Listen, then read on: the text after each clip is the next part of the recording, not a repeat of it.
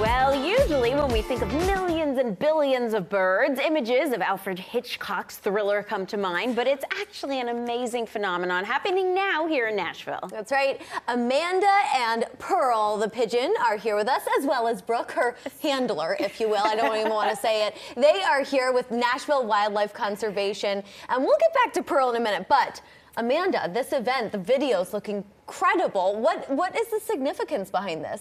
I think it's really the scale. I think people don't realize how huge this is. We're talking not thousands, not millions, billions of birds between the spring and fall migration will travel across our skies, and most of the people don't even know about it that live here. Oh my gosh, we have some video when we say it's pretty incredible. I mean, you've got to see the amount of birds. It's crazy. Look at them. Wow. Wow, it's so unbelievable. I mean, it's really neat to see, but it is a little freaky. Like, you do feel like you're in an alternate universe for a few minutes. Yes. And by the way, Brooke with Pearl over here is standing because Pearl feels safer when she's high above us. So that's why we have Brooke here standing up.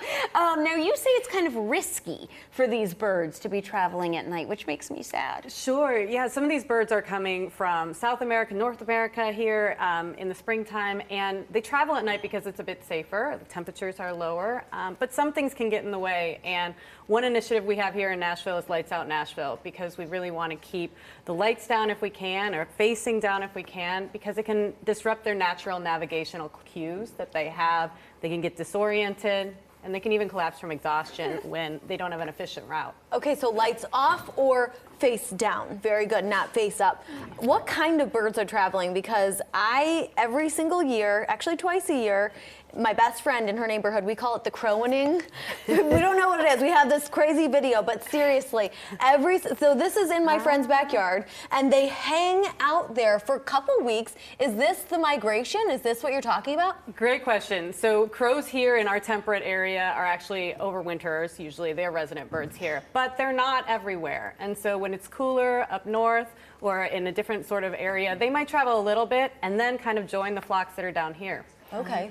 So what birds are in the Great Migration, if you will? Yeah, it's so cool. So there's actually this place, birdcast.info. I was just checking it out last night to see what birds are coming through. There's all kinds of waterfowl, different kinds of ducks, songbirds, big birds, small birds.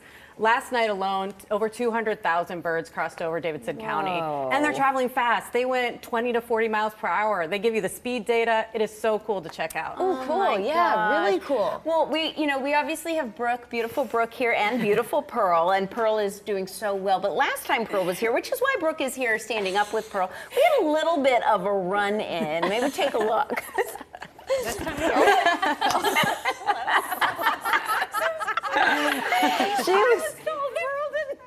She was after me. Oh yeah, slow motion. Yes. That was so funny. She was after me. We found out it was the earrings I was wearing. She wanted the earrings. She didn't mean, any harm. She was wonderful, and she's a beautiful bird and very sweet.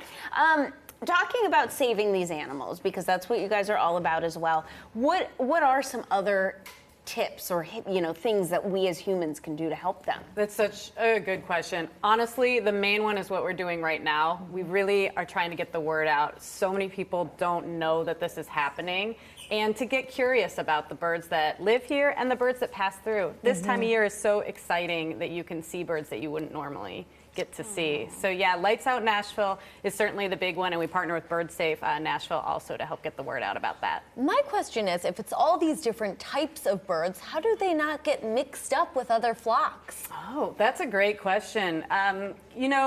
I think that there's a lot of differences in habitat and where they're going and where they're going to stop over. You showed some great purple martin footage. That's from the fall. Usually that's when they come through. And they'll have a specific sort of roost site where they have all the resources that they need. Whereas other types of birds might be in more of a water habitat or things like that. It's so cool. I have another bird question. When I first moved here, I noticed these birds downtown that would fly in patterns, but the patterns were so funky and crazy. What kind of bird is that? That could be a lot of different kinds of birds, but the flock dynamics is a fascinating rabbit hole that you can climb down to really see those patterns, especially when it's out over the plain states. It's really spectacular. Oh my gosh, that's so cool. Thank you guys Thank you so much.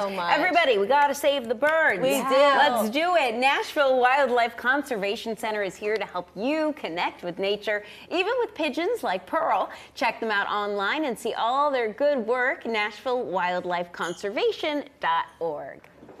Up next on Local on 2, we've got a discount for you.